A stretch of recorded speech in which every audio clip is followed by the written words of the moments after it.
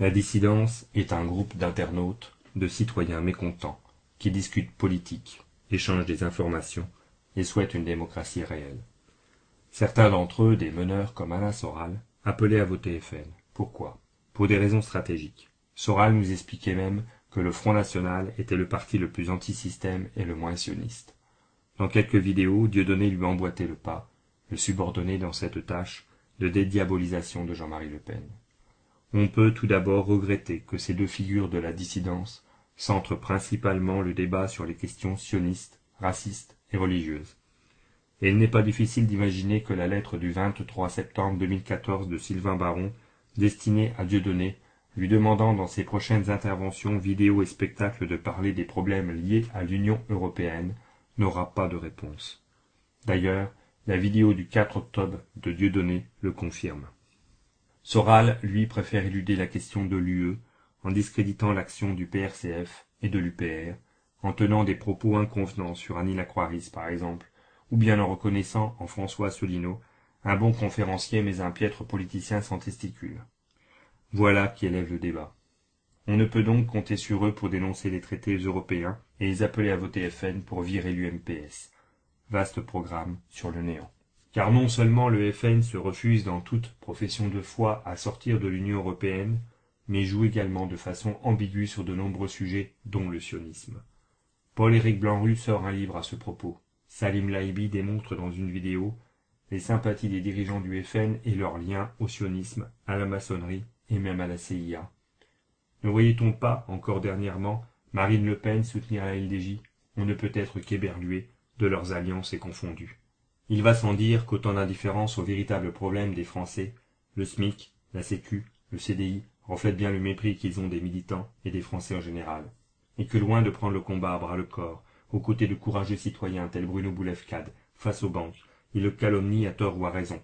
Mais on ne peut s'empêcher de penser que, vu le nombre d'adhérents d'Égalité et Réconciliation, et de sympathisants de tous ces chefs de file, Jovanovic compris, il lui était facile pourtant d'amener 50 ou plus de manifestants aux côtés de l'homme pancarte. Mais ces stars de la dissidence, aux analyses alarmantes et justifiées, le rejoignent seuls, en formation réduite, pour prendre des photos de leurs t-shirts et quenelles. Lamentable. Puis, ils se retirent sur le net, injurient, provoquent des procès, source publicitaire indispensable à l'écoulement de leurs livres, DVD, conférences, spectacles et autres produits dérivés. Pour des couillus plus savants les uns que les autres, quelle minable défilade. On est loin de la résistance tant citée et du chant des partisans. En fait, ils noient la révolte dans le divertissement le plus vil, chansons potages débiles et mots gras. Ils tirent de nos colères l'argent de leur subsistance confortable, riche en cholestérol pour certains. Ils appliquent le système pourri qu'ils dénoncent. De même que ces artistes à vomir que sont Dubosc avec Camping et Danny Boone avec les ch'tis, ils prennent nos vies, nos misères, les traduisent en spectacle, se disent des nôtres et tirent le pactole. Mais le plus grave, c'est que cette mascarade cache bien plus. Le jeu des commérages, leur dispute intestine entre Soral et Ayoub, le traite Moualek et la petite vertu Montagne, Laurent James dit Kékette et Salim Laibi dit la libre pense, amusent bien la galerie. Leurs divergences et contradictions divisent les militants et les détournent des enjeux sérieux. Ils n'abordent pas la question de l'UE, réellement, pour une raison simple. Ils ne veulent pas en sortir. Ce n'est pas qu'ils ne peuvent pas à cause de ces chicaneries. Non, ils ne veulent vraiment pas en sortir, puisqu'en fait, ils veulent l'agrandir. Selon Tepa de MetaTV, des Upériens seraient AER. Ces personnes doivent savoir qu'elles font fausse route. Malgré toutes les divergences, le point commun de la dissidence avec le FN, c'est Poutine. Je suis férocement contre le libéralisme et la politique des USA à travers le monde, coupable de crimes, depuis bien longtemps. De mon point de vue, Poutine a eu raison de virer les oligarques comme Berezovski, d'emprisonner Khodorkovsky, de soutenir l'Iran et la Syrie. Je n'aurais pas demandé mieux que de voir Chirac, Pasqua et sa bande Sarko et ses copains virés sous les verrous, inéligibles définitivement. Je ne critique pas la politique de Poutine. D'ailleurs, ne vivant pas là-bas, on ne sait rien. Cependant, on nous ballotte d'une propagande à l'autre. Que Poutine fasse ce qu'il a à faire dans son pays, qu'il remplisse du mieux qu'il le peut sa fonction. Il en a le devoir. Et je pense qu'il a beaucoup à faire dans sa nation, la sienne de nation. Seulement derrière Poutine se cache un projet que partagent les élites du FN et les amis soraliens. Ce projet, l'eurasisme. L'eurasisme. Une idéologie qui mêle philosophie, géopolitique et ésotérisme, et qui se veut comme une quatrième voie après le capitalisme, le communisme et le fascisme. Ce projet entend s'étendre de la pointe de l'Europe, Brest pour certains, Galway pour d'autres, jusqu'à Vladivostok. Tout cela dans le respect, disent-ils, des civilisations et des peuples, bien entendu.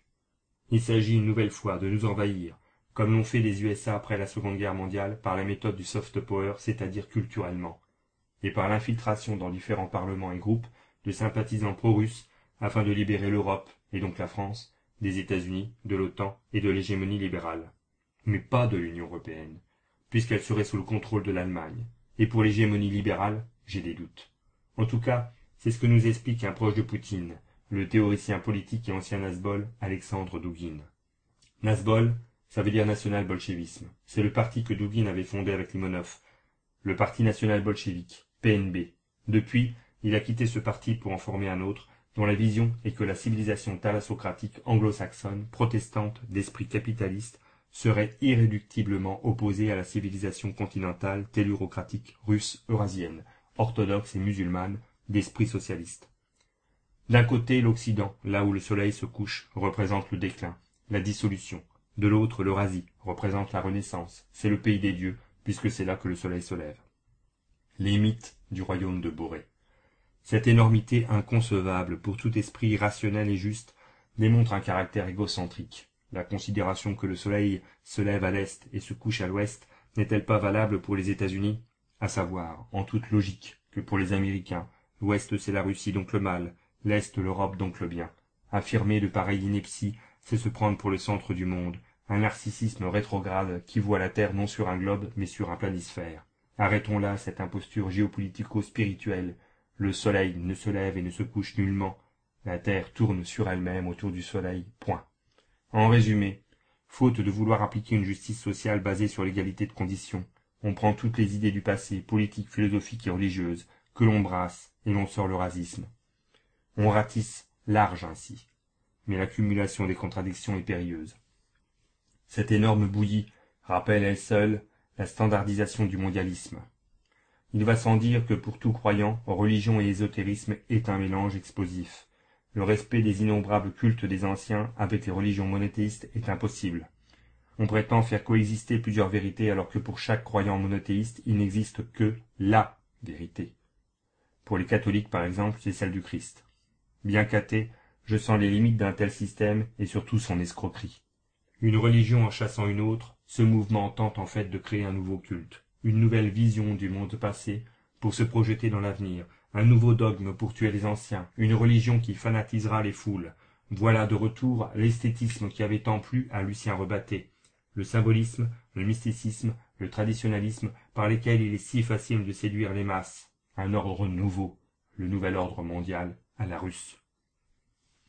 Soral en fait la promotion discrètement avec ER, intervient dans le journal La Voix de la Russie, écrit un avant-propos du livre de Douguine, la 4e théorie politique. Cette théorie qui n'est pas récente, déjà exprimée dans les années 20, mais aussi dans les années 60 par des Belges comme Thiriard et à sa suite Luc Michel, trouve résonance en France chez Christian Boucher, spécialiste de l'occultisme, comme par hasard, membre du FN, ou bien Laurent James. Blanchonnet à l'Action française invite que l'on réfléchisse sur cette doctrine et à son application en France. Si je pense que BHL est un agent à la solde des Américains, comment ne pas voir à travers la dissidence des infiltrés russes? Il est navrant que les héritiers de ceux qui combattaient le communisme fassent alliance à présent, sur le lit des morts de la Seconde Guerre mondiale, et bientôt le nôtre avec la 3e. Nous voilà dans de beaux draps. Enfin le drame pour nous autres, c'est l'occupation doctrinale systématique, soit par les États-Unis, soit par les Russes, à laquelle j'appelle à la vigilance. Le Touvabianovitch de Céline n'est pas loin. Une grande partie d'entre nous sommes conscients de l'importance de sortir de l'UE et de recouvrer notre souveraineté et par là créer une démocratie véritable, une indépendance totale. Les prochoirs seront déçus de savoir que l'empire d'Eurasie concentrera tous les pouvoirs en son sein. Il nous restera plus qu'à consommer dans ce nouvel ordre mondial, car Poutine, selon Pierre Hillard, est un membre d'honneur de la City. La City où François Hollande s'est prosterné avant son élection à la présidence, afin de rassurer le monde de la finance, qui n'avait pas l'intention de le combattre, et que le véritable communisme était mort en France. Le monde de la finance, qui finance justement ceux qui prétendent le combattre, n'est-ce pas lui qui finança le bolchevisme, puis le nazisme? On peut dire que ça mange à tous les râteliers. Le FN financé via la secte Moon fait du gringue aujourd'hui aux sionistes et cherche les alliances russes et américaines. On ne peut parler de nationalisme ou de patriotisme dans ces conditions, car il en est tout autrement, puisqu'ils agissent en secret, à d'autres objectifs. Ils trahissent leurs paroles et leurs militants. Ils font intelligence avec l'étranger, tout comme BHL, Attali, Jean Monnet, Pierre Laval. Ce ne sont pas des résistants. Ces libéraux, fils de bourgeois, déguisés en prolos, ne souhaitent pas se fédérer ou participer à la lutte contre les banques de Boulevcade ou contre l'UE de Sylvain Baron. Ils préfèrent monter une ligne de vêtements. Comme la blague d'Attali, la dissidence ressemble à un pantalon unijambe. C'est dommage d'être le sosie à s'y méprendre de ceux qu'on dénonce. Alors, suite à l'affaire Chauprade, Soral veut muter ER en parti politique. Le FN aurait viré sa cutie dernièrement, selon le maître du Logos. Soral, le gourou, s'est gouré, alors que tout le monde le savait, comme ses ballots. Ce n'est pas grave, on va se prendre en main, nous dit le bel Alain. Une fois devenu un parti politique, on pourra se présenter, faire des alliances avec d'autres partis, comme le FN. Non mais, on croit rêver ou cauchemarder, quel ridicule. Mais tout ça, c'est stratégique, nous dira-t-on. Il s'agit sans doute de nuire à l'UPR et d'aller un peu plus à l'est, vers l'Eurasie. Tous plus croquignolesques les uns que les autres, ils sont passés maîtres dans la contradiction, nous expliquant dans un langage « je te cause, je t'embrouille » les différents courants religieux. Ils sont eux-mêmes fidèles catholiques, mais comme Laurent James, ils mêlent les anciens cultes. Ce que devrait dénoncer Pierre Hillard, lui qui parle de noachisme, franquisme et autres sataneries. Il n'en dit mot. Il consent peut-être. Et Blanc-Rue, le sceptique du mouvement zététique, qui dénonce le paranormal comme supercherie, que pense-t-il de Jovanovic et ses anges? Rien. Soral, le couillu, que tard selon la libre pense, mais en couple stérile selon le bêta de droite Jean Robin, pleurniche à son procès de mars 2007 selon l'antisémite Hervé Ryssen. Et oui, Soral, le jour du procès devant les juges, se soumettait à l'Empire, rampant, jurant qu'il était philosémite, qu'il était un ami de Goldnadel, avocat qui en 2006 fit condamner son autre ami Dieudonné, preuve s'il en est de sa traîtrise, en amitié. Goldnadel, celui qui fit condamner en 98 le philosophe français Roger Garaudy pour diffamation raciale. Goldnadel, un pro-sioniste, se déclarant un juif de combat, qui défend Guédamac. On ne peut et on ne doit pas faire confiance à ces gens-là. Alors, dans toute cette confusion, demain, pourquoi pas, certains se déclareront nationalistes atlantico-telluro-sionistes, sans aucun complexe. Alors qu'en ce qui nous concerne, nous sommes français.